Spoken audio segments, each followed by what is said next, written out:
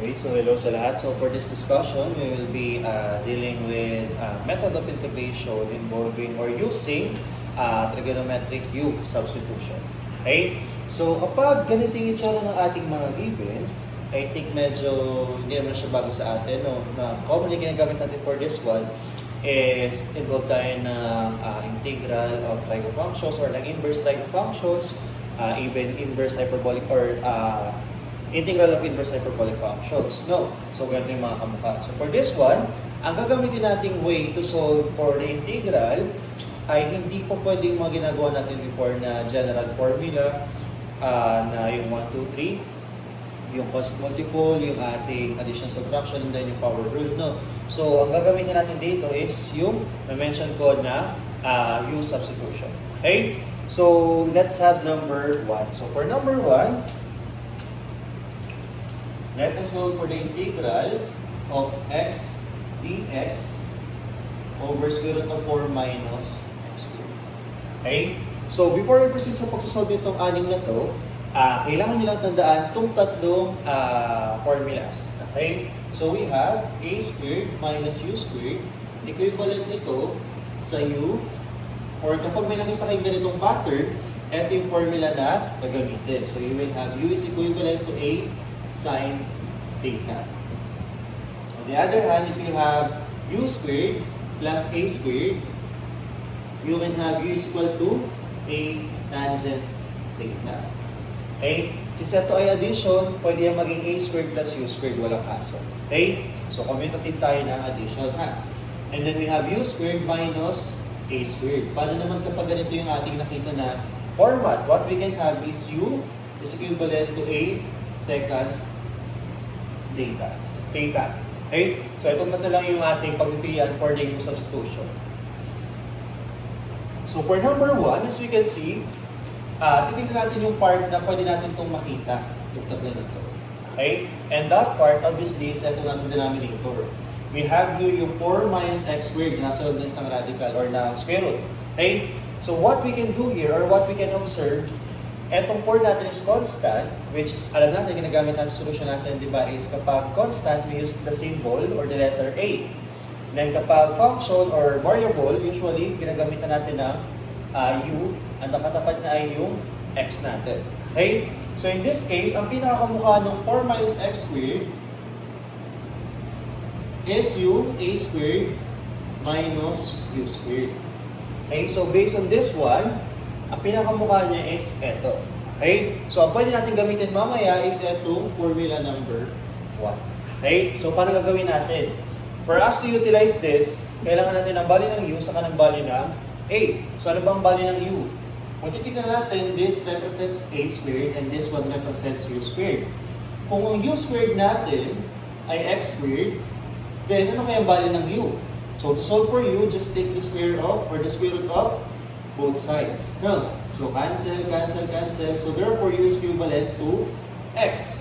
On the other hand, para sa A squared, again, sabi natin, this 4 represents the A squared. So, A squared is equivalent to 4. Taking the square root of both sides, ibig sabihin lang daw, ang A natin is equivalent to the square root of 4, which is, ang consider natin is yung positive 2. Okay, so from that, meron tayong bali ng U sa kanyang A. So from this one, and following this formula, na U is equivalent to A sine theta, we can have X is equivalent to 2 sine theta. Okay? Anong gagawin natin dito? Okay. Tandaan nyo, ang target natin is kailangan natin mapalitan itong buo na to in terms of theta. Okay? So, in our situation, meron na tayong value ng x. Itong x na to, meron na tayong papalit in terms of theta. Okay? So, sabihin, itong x na to, meron na tayong papalit. Ano na lang kulang? Kailangan natin ng value ng dx sa kanang square root of 4 minus x squared. So, yung dx madaling makuha. Kasi, di ba, when we take the derivative of x, we will have dx. Simply with respect to x. Okay? So, ang derivative ng 2 sine theta. So, 2 is a constant. So, copy lang natin. And then, anong derivative ng sine? Ang derivative ng sine is just positive cosine. With respect to theta. Kasi theta yung given natin. Okay? So, yung dx, meron na rin tayo value. Ngayon, sir, saan natin kukuhanin yung square root of 4 minus x squared? So, dito tayo gagamit ng triangle. Okay? Tanda, di ba kapag meron tayong theta, usually ginagamit natin yung symbol na yan for angles. Okay? So, question. Paano tayo makakuha ng value ng square root of 4 minus x squared using this given?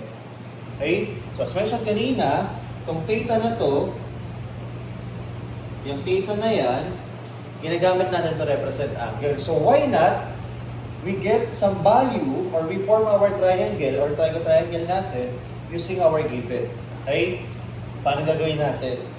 From this, yung x equal to 2 sin theta, what you have to do is isolate the trigonometric function. So, what you have to do is divide both sides by 2. So, from that, sin theta is equivalent to x over 2. Okay? Tanda na sabi natin, ang sine is si so sa SOHCAHTOA. Ano yung sabi ng so? That is opposite over hypotenuse. So, we will have opposite over hypotenuse. This is not zero, this is opposite. So, ngayon, pagdating natin sa ating triangle, okay, dati sa right triangle, okay? So, di ba tandaan, sine represents opposite over hypotenuse with reference sa ating angle. If this is the angle, anong opposite niya? Eto. So, this is the opposite. Ayan, ganyan. Opposite. And alam naman natin, itong slot na to is our hypotenuse. Ngayon, kung compare natin, we can see that the opposite is x. And the hypotenuse is 2. So, this one is 2. Okay? So, ano gagawin natin dyan ngayon? Pansinin natin yung x and 2. Okay? This represents the, this the opposite with reference sa theta natin, and this one represents the hypotenuse. So, why not? Let's have this adjacent. Okay? Kapag yun natin yung bali na adjacent, using the Pythagorean theorem, diba sa Pythagorean theorem, we have the opposite squared plus adjacent squared is equivalent to hypotenuse squared. Tama ba? Or x squared plus y squared is equal, or a squared plus b squared is equivalent to c squared. No, yun yung Pythagorean theorem natin. Pero in our case, we know that etong a squared na to is adjacent this one. Para makuha natin siya, we will have our hypotenuse squared, and then itong opposite ilipat sa kabila or applying SPE or subtraction property of equality, we will have here negative opposite squared. Okay? So, paano natin paano natin makukuha yung bali ng A? Para makuha si bali ng A, take the square of both sides para ma-cancel si square dito. So, from that, A is now equivalent to the square root of the hypotenuse squared minus the opposite squared. Lagyan natin ang value. Anong value ng ating hypotenuse? Ang hypotenuse natin is 2. So, 2 squared is 4. Okay? Then, what is our x? Or what's our opposite? Diba that is x. So, this opposite will become x, and x squared is x squared. So, minus. Okay? Familiar ba sa square root of 4 minus x squared? So, that one is yung ating denominator na kinukuha na natin ng value. Okay? So, ibig sabihin, eto, ang value niya ay A. So, this A is not in terms of theta. So, hindi natin pwedeng gamitin ito right now. But, what we can do is, let us solve this one or represent this one in terms of another trigonometric function. Okay? Paano gagawin natin? Okay? Gagamitin natin itong adjacent side, and then pipili tayo isa dito, and then we will select a trigo function na magagamit sa adjacent side plus one of these two. Okay?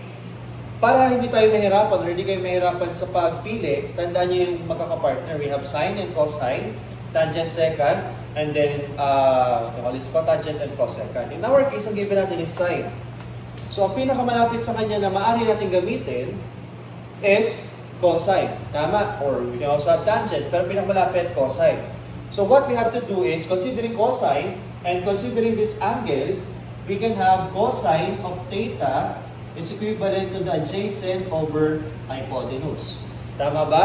We have so katawa represents cosine equivalent sa adjacent over hypotenuse. So, ibig sabihin ngayon, ang ating cosine theta is equivalent to what's our adjacent side? That is square root of 4 minus x squared over the hypotenuse. Ang hypotenuse ay 2. Okay? So, from here, meron na tayong makikita. Meron tayong square root of 4 minus x squared na part na pwede natin ipalit dito. Paano? Kung yun yung kailangan natin, yung value natin yung value natin yung kailangan, we just have to solve for this one. Okay? Or kailangan, ito lang ang matira sa isang side. Okay? So again, we have cosine of theta is equivalent to square root of 4 minus x squared over 2. Since ito yung kailangan natin ng value, yan yung solve natin by multiplying both sides by 2. Okay? So 2 times cosine theta, we have 2 cosine theta. And then square root of 4 minus x squared over 2 times 2. May 2 din sa denominator. Meron sa numerator.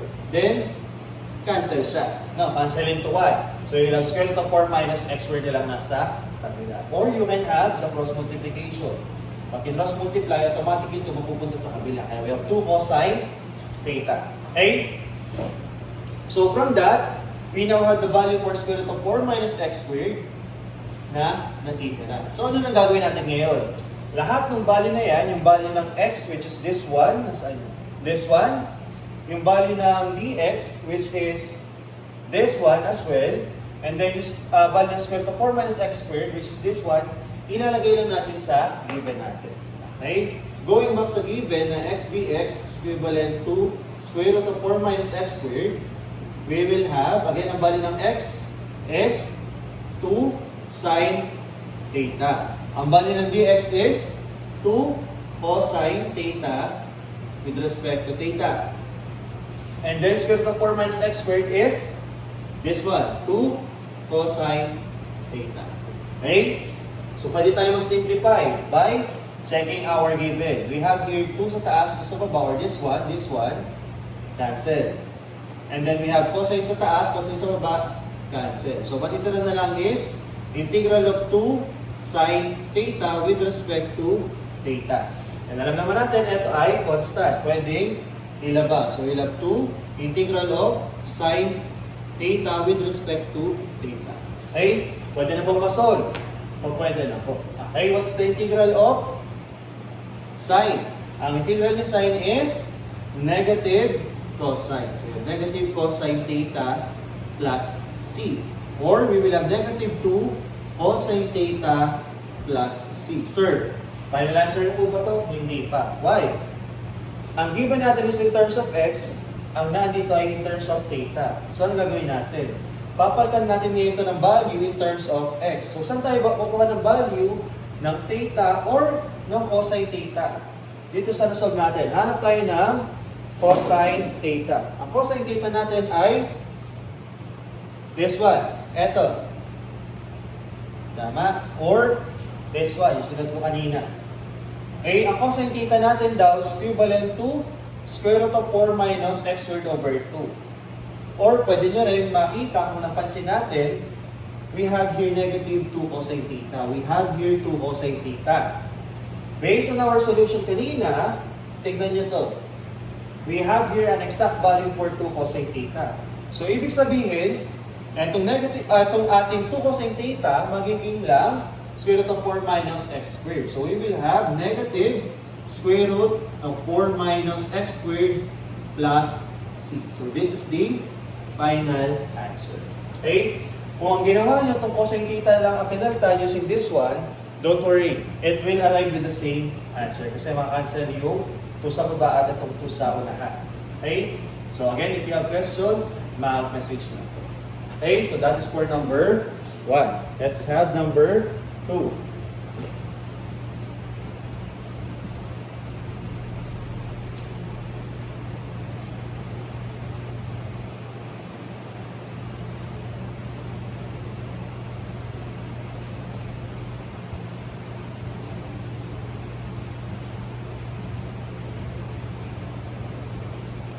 Okay, so for number 2,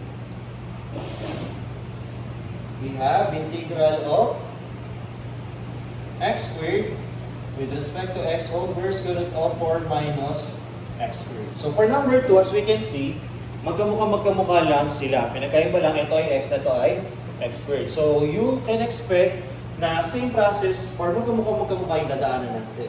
Okay?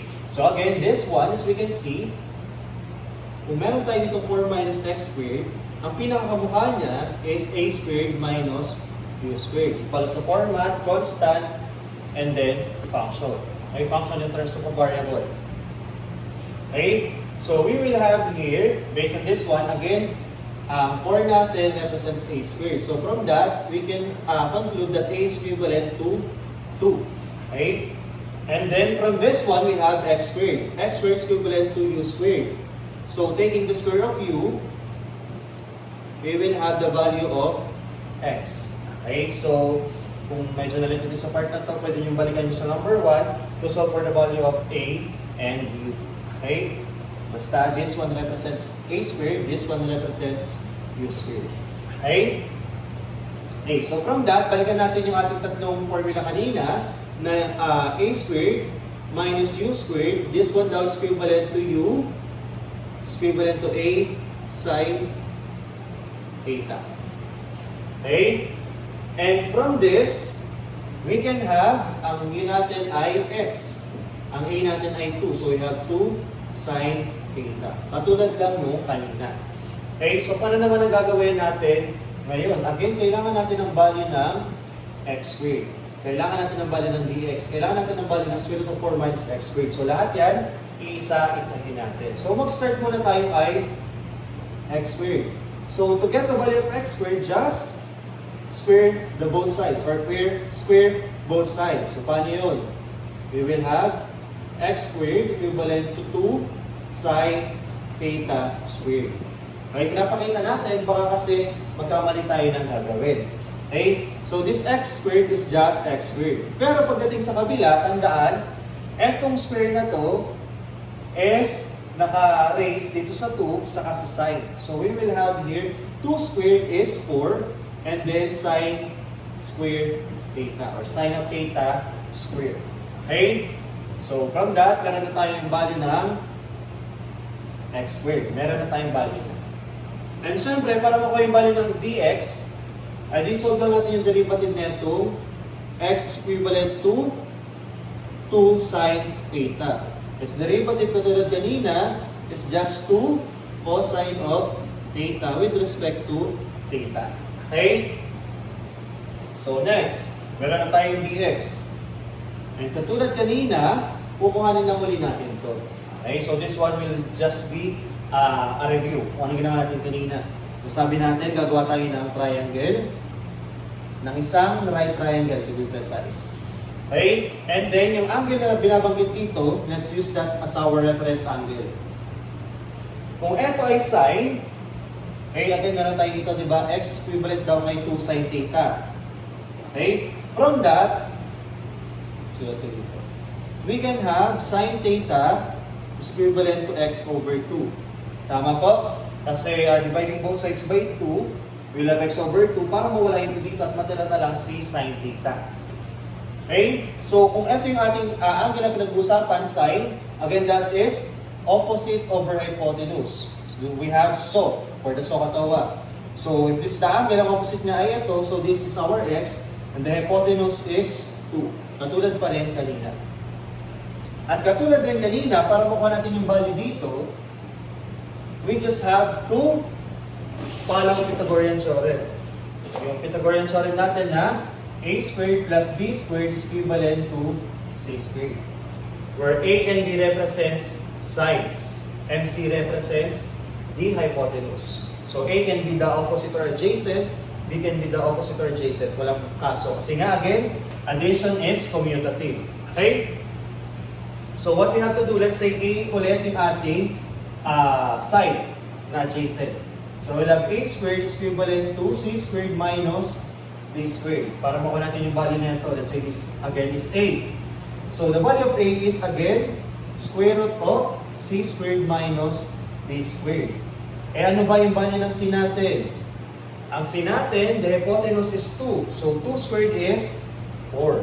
And then, ang b natin, referring dito sa ating opposite side is x. So we have minus or negative x squared. So tulad kanina, this one is itong hinahanap natin. Pero again, hindi pwedeng gamitin si a as our substitution mamaya. What we have to do is consider this side by using another trigonometric function. Again, ang given natin is sine sa cosine na. Let's have sine. No, so lalayo pa ba tayo? Ang gamitin na natin is cosine. Okay? You can also use tangent. Kasi meron naman yung opposite sa adjacent. Tandaan lang, sa pagpili ng gagamitin nyo ng trigonometric functions, ang importante, yung isa doon is yung hinahanap at yung isa ay given. So bakit pwede si cosine? Kasi cosine, with reference to this angle, is adjacent over hypotenuse. So meron tayong hinahanap sa isang given. So pwede siya. Likewise, kapag tangent, ang tangent di ba is TOA? Opposite over adjacent. Meron tayong given sa isang unknown. Pwede siya. Pero bawal uli ang sine. Bakit? Kapag sine, that is opposite over hypotenuse. Hindi natin nagamit sa adjacent. So hindi na natin siya masosolve. So again, it is better to use either cosine or tangent. So let us use cosine. So cosine theta, again cosine reference to this angle, we have ka, for the SOHCAHTOA, that is adjacent over hypotenuse. Anong adjacent natin? Diba that is square root of 4 minus x squared. Ano naman ang ating hypotenuse? So we have 2. So katulad kanina, the value of square root of 4 minus x squared is equivalent to 2 times cosine theta. Okay? Malaking cross multiply lang natin, tapos pinagbaliktad. Okay? So from that, meron na ulit tayong value ng square root of 4 minus x squared. So pag samasamahin na uli natin siya dito. So we will have x squared with respect to x over square root of 4 minus x squared. So this one daw, pag binenta natin yung mga lakuan natin na value ng x squared, ang x squared natin is 4 sine squared. Or 4 sine of theta squared. So, kalimutan sa integral. And then, ang dx natin is 2 cosine theta with respect to theta. And then, ang value natin square root of 4 minus x squared is just 2 cosine theta. Okay? So, as we can see, obvious naman, may 2 cosine theta sa taas, may 2 cosine theta sa baba, so cancel. At the same time, this is a constant, pwedeng ilabas. So we will have 4 integral of sine squared theta with respect to theta. And the rest will be just simple integration. Okay? Pero, question, may integral ba ang sine squared? Wala. So what we can do is, we can apply one of its identity. Alam natin that sine squared theta is equivalent to 1 minus cosine 2 theta over 2. Tama? Okay, so balikan niyo sa case number 3 natin sa power of sines and cosine. Makikita niyo ito doon. Okay? Before we proceed, again, this 2 na nasa baba represents a constant na 1/2 na nakatago sa loob. So, pwede natin siyang ilabas. So, we will have 4 times 1/2 integral of 1 minus cosine 2 theta with respect to theta. Simplify natin. We will have 4 times 1/2 or 4 divided by 2, we have 2. So we'll have 2 integral of this one. Pero pag-iwalay na natin para mabawasan ng line of solution.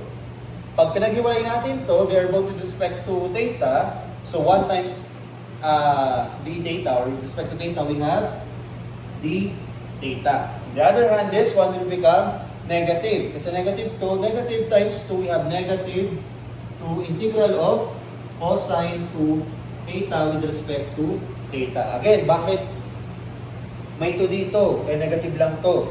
Tandaan, itong coefficient na to, itong constant na to is part ng kabuuan. Kaya nung pinag-iwalay natin sila sa dalawa, pareho pa rin silang may 2.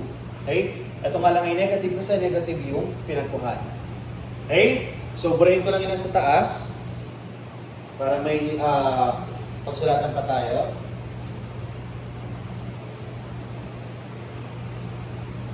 gusto balikin yung nakasulat, balikan na lang sa video.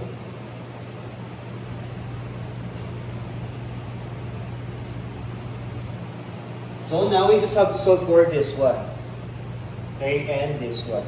So this one, madali na natin. Pero this one, pakita na lang din natin. Okay? So di ba we have 2 integral of 1 with respect to theta or d theta minus 2 integral of cosine 2 theta respect to theta. Okay? Alam natin, si cosine meron na siyang integral. Pero para mapakita rin natin, yung 2 theta kasi can be written as u. Okay? And then derivative ng u is 2. So we have 2 theta. And theta lang to. Itong 2 must be divided on both sides. So we have 1/2 du is equivalent to d theta. So balik tayo dito. We have 2 integral of 1 with respect to theta minus 2. Diba this 1/2, integrating factor, neutralizing factor, pwede ilabas. So we'll have times 1/2. Integral of cosine, instead of 2 theta, we can write u. So we'll have u. And then yung d theta is just du na lang. Kasi yung 1/2, nilabas na natin. Okay? So simplify natin. Dito ko sulat. So we'll have 2 integral of 1 with respect to theta. 2 times 1/2 is 1. Okay? So we'll have minus integral of cosine u du. Okay? So from that, ang integral ng 1 with respect to theta is just theta. No? Kumbaga parang integral of dx is just x. Okay? Minus, ang integral ng cosine is positive sine. So we have sine u plus c. Okay, again ha, ang integral ng cosine mismo is positive sine. Pero since negative to, we have negative sine dito. Okay? Ngayon, final answer na ba siya? Hindi pa, no? Kasi, ang given natin kanina is in terms of x, but this one is in terms of theta, and this one is u. So, ang gagawin natin, hanap tayo ng value ng theta natin. Okay? So, kung tama yung nakatanda ko, we have x equivalent to 2 sin theta. Sa nakuha natin kanina. Tama, from our given. And then, solving for sin theta, we have x over 2 is equivalent to sin theta. Ngayon, ang kailangan lang natin ay theta. So, how do we solve for theta? Okay? Kailangan nyo lang gawin is isolate nyo ng trigo function, and then, to solve for the theta, theta is equivalent to the inverse of this trigo function. So we have arc sine, and then yung nasa kabila. So we have arc sine of x over 2. So that's how we solve for the theta. Okay, again, i-isolate nyo ng trigo function sa isang side, or dito sa kabila, basta naka-isolate yung trigo function natin, and then just get the inverse of this one. So we have arc sine. And then yung nasa kabila, yung lahat ng na-isolate, yun yung nasa loob ng arc sine natin. So we have theta is equivalent to arc sine x over 2. So we will have here 2 arc sine of x over 2 minus sine u. Anong yun natin kanina? Ang yun natin is 2 theta. Okay? So we will have here sine of 2 theta plus c. Sir, kailangan ko rin ba ilagay yung arc sine of x over 2 dito sa ating theta? Pwede naman po. Kaso, it will result in 2 longer answer. Kasi baka sabihin natin, sir, yung theta dito, pinalitan nyo lang kanina ng arc sine of x over 2. Ito kayang theta, pwede? Pwede naman po. Kaso, kung titignan nyo, you will have here sine of 2 arc sine of x over 2. Medyo mahalay tignan. No? So what you can have is, just copy the first part na nasagot na natin. And then, yung sa second part, tandaan natin, di ba, ang sine 2 theta, equivalent lang kay 2 sine theta cosine theta. No? Sa triangle identity. Okay? So, from that, etong sine theta sa cosine theta, eto na lang yung palitan natin. Okay? So, saan tayo kukuha ng value ng sin theta? Yung sin theta natin, ito na agad. Tama? So, meron na tayong value.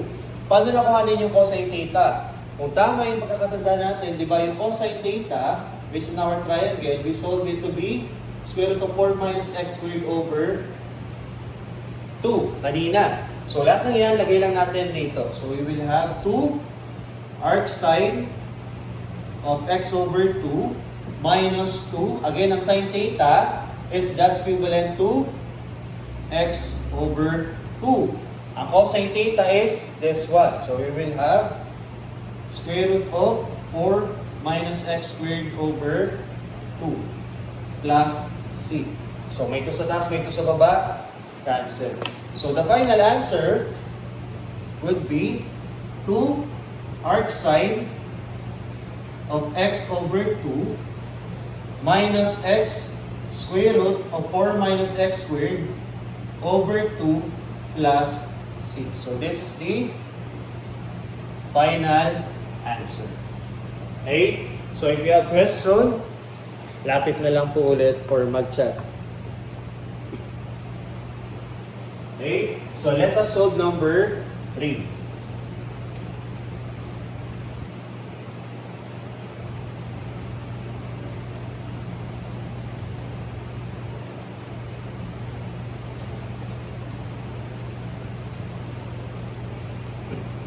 So, for number 3, let us solve for the integral of dx over x square root of 9x squared plus 4. So, ito medyo iba naman yung itsura. Pero sa baba, we have here 9x squared plus 4. Ang pinakamukha niya ay u squared plus a squared. Now, kung saan, this part represents u squared. So, u squared equivalent kay 9x squared. Solving for its, the value of u, take the square root of both sides, u is equivalent to 3x. Likewise, 4 represents a squared, so a is equivalent to square root of 4, which is 2. Okay? At kapag ang format natin ay u squared plus a squared, alam natin kanina, ang ibig sabihin nito, or gagamitin natin is u is equivalent to a tangent theta. Okay? So, ilagay natin itong value doon. So, we will have 3x is equivalent to 2 tangent theta. Okay? So, from that, alamin natin yung mga kailangan natin. Kailangan natin ang derivative of x ng x and then yung value ng square root of 9x squared plus 4. So, obviously dito, pwede natin una makuha is yung value ng x by dividing both sides by 3. So, x is equivalent to 2/3 tangent of theta. Okay? And then, let us solve for the derivative of x. Madali lang, kuhanin natin dito. Ang derivative niya is 2/3 is a constant, so 2/3 pa rin yan. Just get the derivative of tangent, which is secant squared theta. Okay, so meron tayong value ng x saka ng dx. Meron na itong value itong dalawa. Then, paano natin ulit kukuhanin ito? Katulad kanina, gawa tayo ng triangle, ng isang right triangle. And then, gamitin natin yung ating given. Ang given ng sa atin na trigo function ay tangent theta. Para ma-visualize natin ang gagamitin dito, let us solve this one in terms of, or let us solve for the tangent theta in this given. So, ang gagawin lang, solve for this one. So, divide both sides by 2/3. This one, get the reciprocal. So, we will have 3x over 2 is equivalent to tangent theta. Or, visualize nyo, yung 3, pag nag-cross multiply, iwan nyo lang itong tangent. Itong 3, mapupunta sa taas. So, 3x. Itong 2, mapupunta sa baba. So, we have 3x over 2. Okay? Pero this is what we're really doing. Pero, syempre, kung kaya nyo yung mabilisan na method, hindi yun ang gamitin. Okay? So, tangent theta, again, balikan natin. So, katawa, tangent represents the opposite over adjacent. The TOA. So, isabihin, ito 3x with reference to this angle is the opposite side. On the other hand, this 2 represents the adjacent side with reference to this angle. So, ibig sabihin, the hypotenuse based on our Pythagorean theorem na a squared plus b squared is equivalent to c squared. Etong hypotenuse na to is just the you call this square root of a squared plus b squared. Tama po, no? So, solving for c, just take the square root nito both sides. Take the square root of both sides. Okay, so cancel ito. So, therefore, the value of hypotenuse is our a is 3x, or sorry, our let's say this is our a for the adjacent, b for the opposite. So, ang a natin is 4. Pero para mas maging kamukha ng given natin, unahin natin yung opposite side. So, ang opposite side natin is 3x. So, 3x squared will become 9x squared. On the other hand, the other side, let's say ito ang other side natin.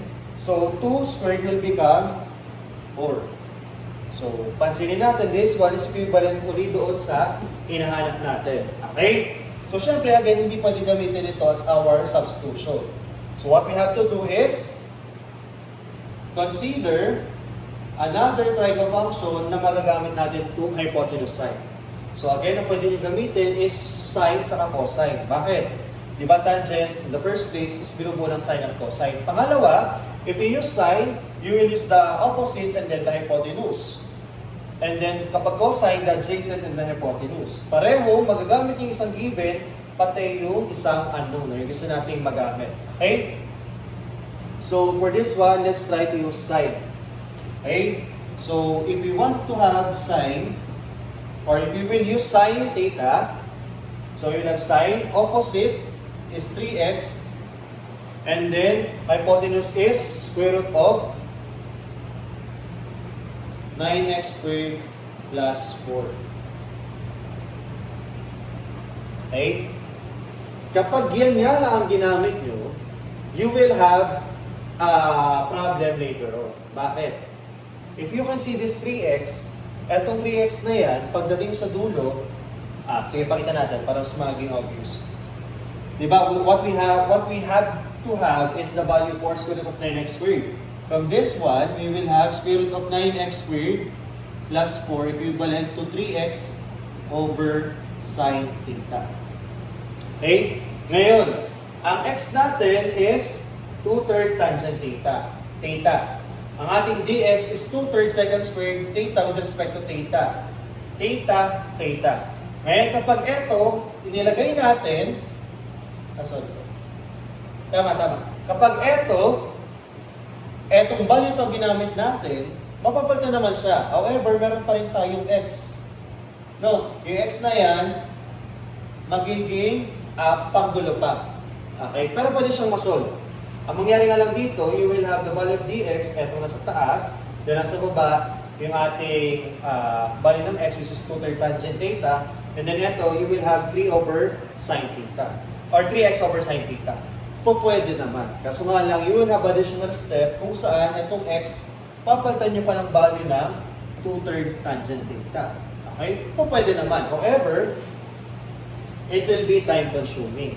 So instead of using sine, what you can use is cosine. Okay, bakit cosine? Kapag cosine ang ginamit natin, cosine again is adjacent over hypotenuse. Ano adjacent? We have 2. Ang ating hypotenuse is square root of 9x squared plus 4. So pag sinod natin square root of 9x squared, we will have square root of 9x squared plus 4. This is now equivalent to 2 over cosine theta. Question.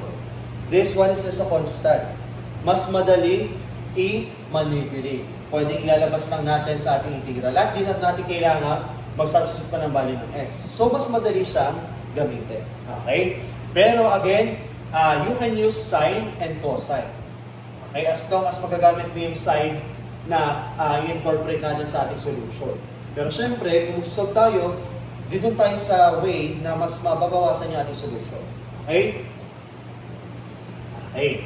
So, natatandaan yung sinabi natin na ang lagi magka-partner sine and cosine, tangent secant, cotangent cosecant. Pansinin natin yung kuha natin na value ng square root of 9x squared. This is 2 over cosine. which is equivalent to 2 times 1 over cosine theta. Tama? Pareho lang yan. Tama. Medyo pina-expand lang natin ng konti. And 1 over cosine theta represents reciprocal. We're getting the reciprocal of cosine theta. Ano ba reciprocal ng cosine theta? Diba that is secant theta. Now, and obviously, magkamukha na or magkatandem na naman si secant saka si tangent. Okay? Pero, in our problem, hindi naman siya lagi kailangang gawin. Okay?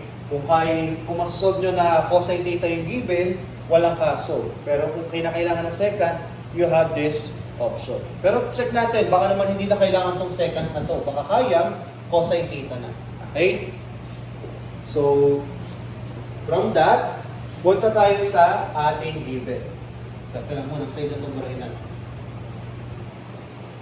Okay? So, this one will now become, ang dx natin is 2/3 secant square theta with respect to theta. And then yung x natin is ito, 2/3 tangent theta. Okay? Para naman sa square root ng x squared plus 4, we have 2 over cosine theta. Pero, tignan natin yun sa taas. We have here secant. So, do you think we can use secant na value? The answer is yes. Yan itong gamitin natin. Bakit? Kapag yan ang ginamit natin, we will have here 2 secant theta. Tama. At kapag yan ang ginamit natin,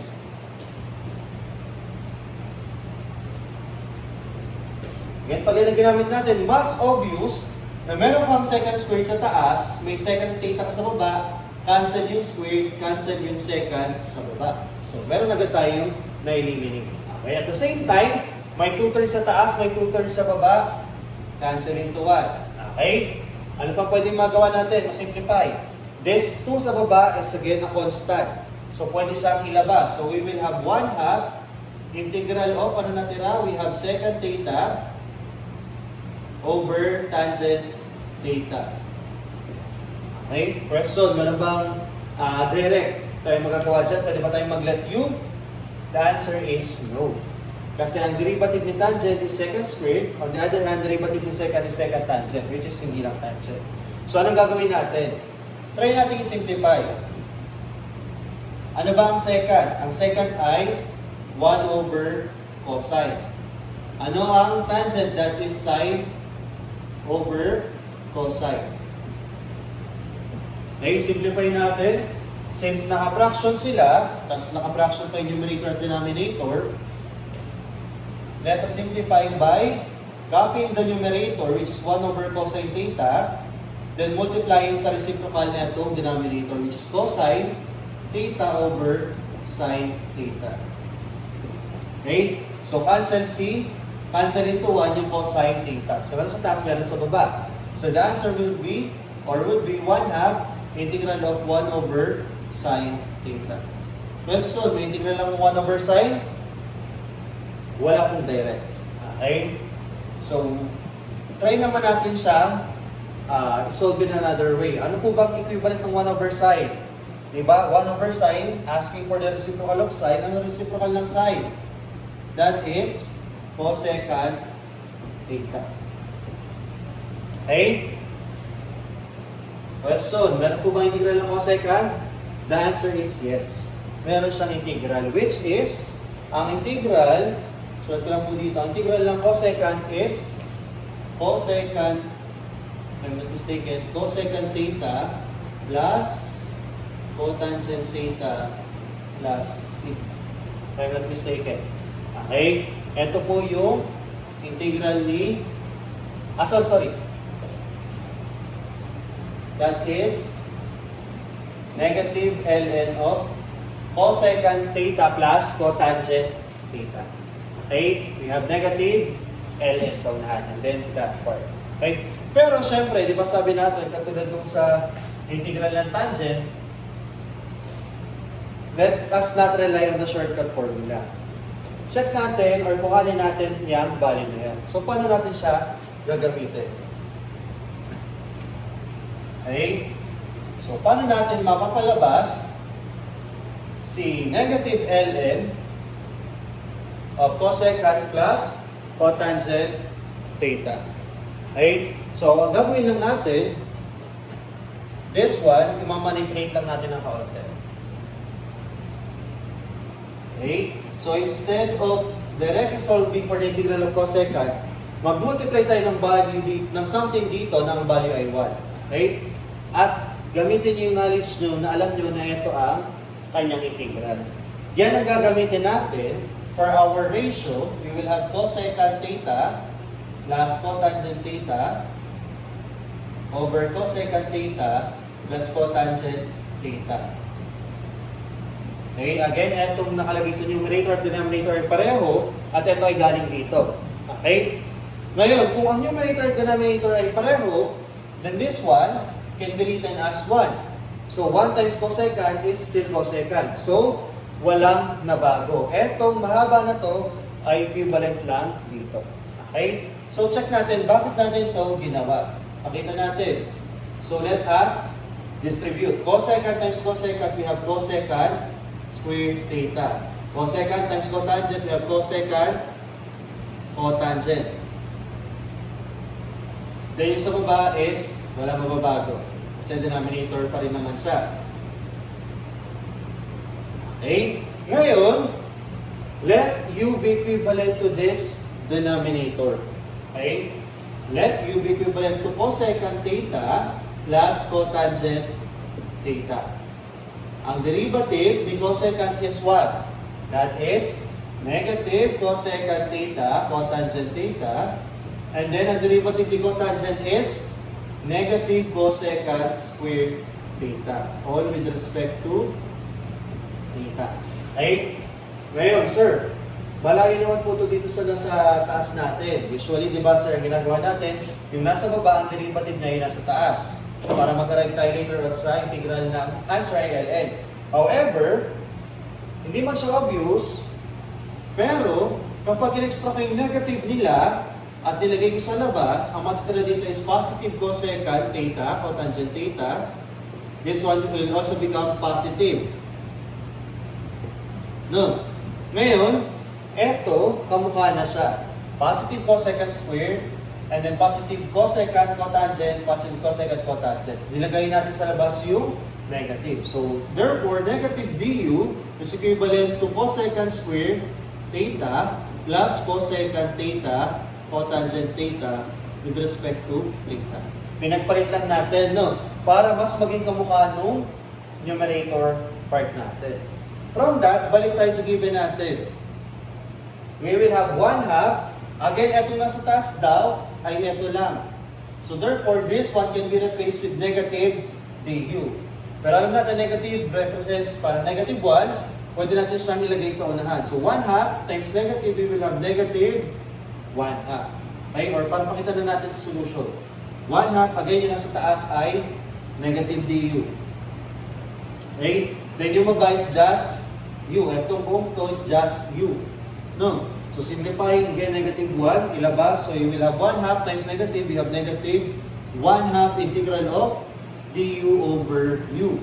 And what's the integral of du over u? Diba that is ln of u plus c. Eh ano ba ang value ng u natin? Ang u natin is from this one, ln of cosecant theta plus cotangent theta plus c. Okay? So pansinin, etong negative ln of cosecant theta, cotangent theta, theta is just this one. Okay? Yung 1/2, ito lang din nyo. So from this one, the integral is this one. So they have the same answer. Hindi lang natin nalagay dito kanina yung 1/2. Okay po? Yung 1/2 na nandiyan. Question. Ito na po ba ang final answer, sir? Hindi pa po. Kasi again, this one is in terms of theta. Ang given natin is in terms of x. Okay? So what we have to do is, what? We have to solve for the value of cosecant theta sa cotangent theta. So paano yun? Okay?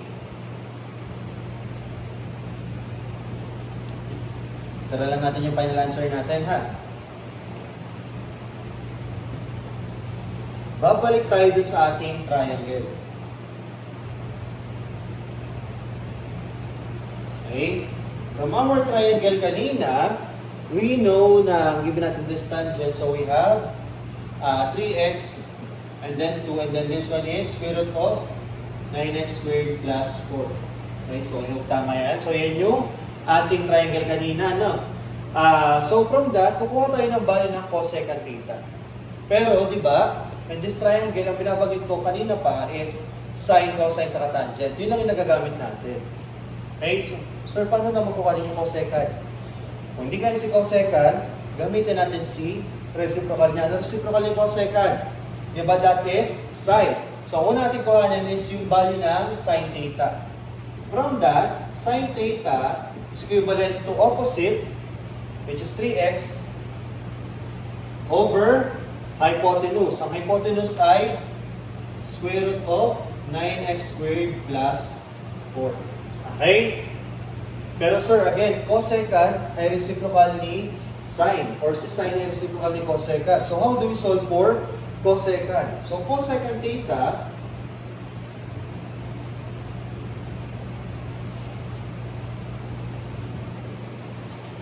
again, cosecant theta is equivalent to the reciprocal of sine theta. So we just have to solve for the reciprocal of 3x over square root of 9x squared plus 4. Or sa madaling sabi, cosecant theta ay yung binaliktad na version ni sin theta. So we'll have square root of 9x squared plus 4 over 3x. So meron tayong value ni cosecant. Okay? Ngayon, ang meron naman tayo cotangent. Si cotangent, in terms of sine cosine, pwede siyang i-represent. Di ba alam natin, cotangent is equivalent to cosine over sine. No. Pero balikan natin yung given natin. Ang given natin kanina is 3x is equivalent to tangent theta. Tama. And from that, we solve na ang tangent theta is equivalent to 3x over 2. No. Balikan niyo yung solution natin kanina. Okay? Though si cotangent pwedeng i-represent in terms of cosine and sine, tandaan rin natin that cotangent is the reciprocal of tangent. Okay? So, ibig sabihin, yung value ni ating tangent, which is 3x over 2, kukuhanin lang natin yung kanyang reciprocal. So, yung tangent, eto, kuhanin lang natin yung kanyang reciprocal. So, therefore, cotangent theta is equivalent to 2 over 3x. Okay? Meron tayong value ni cosecant, meron tayong value ni cotangent theta. So, balik tayo dito sa ating pinaka-answer kanina. So, ang pinaka-answer natin kanina, again, is negative 1/2 ln of cosecant theta. Ano ba value ng cosecant theta natin? Diba that is square root of 9x squared plus 4 over 3x. On the other hand, anong value ni cotangent theta? Cotangent theta is 2 over 3x. So, plus 2 over 3x plus c. So, from that, simplify natin. Negative 1 of ln, pareho silang denominator ng 3x. So, pwede pagsamahin. So, you will have square root of 9x squared plus 4 plus 2 over 3x plus c. So, this is the final answer. Napala nga, laging maging maayos sa pagsulat ng dulo ng ating root, ng ating square root. Kapag yan ay umabot hanggang sa 2, mali na po yun agad. So, ito lang ang part ng square root, so hanggang dito lang dapat. At bawal din ang kulang. Kapag kulang, mali. Kaya po, magkaiba yun ang value. So, again, for number 3, this is the final answer. So, again, kung may question, magtanong, mag-PM lang sa G, or mag-chat na lang sa GC. Okay? So, check ko lang yung time. Okay, so I think medyo hindi naabot yung 4, 5, 6. So for 4, 5, 6, apply the same concept and try to solve for their answer. Okay? Pero, to tell you honestly, for 5 and 6, meron siyang direct formula. Okay? Na para ma-compare nyo na din, ang gawin nyo, solve nyo yung 4, 5, 6 using yung substitution, and then after, kapag na-solve nyo na, hanapin nyo yung formula ng inverse trigonometric function. Makikita nyo na meron silang resemblance. Okay? So that would be all for this recorded discussion. Sana mag-aral na ito. Yun lang. Thank you.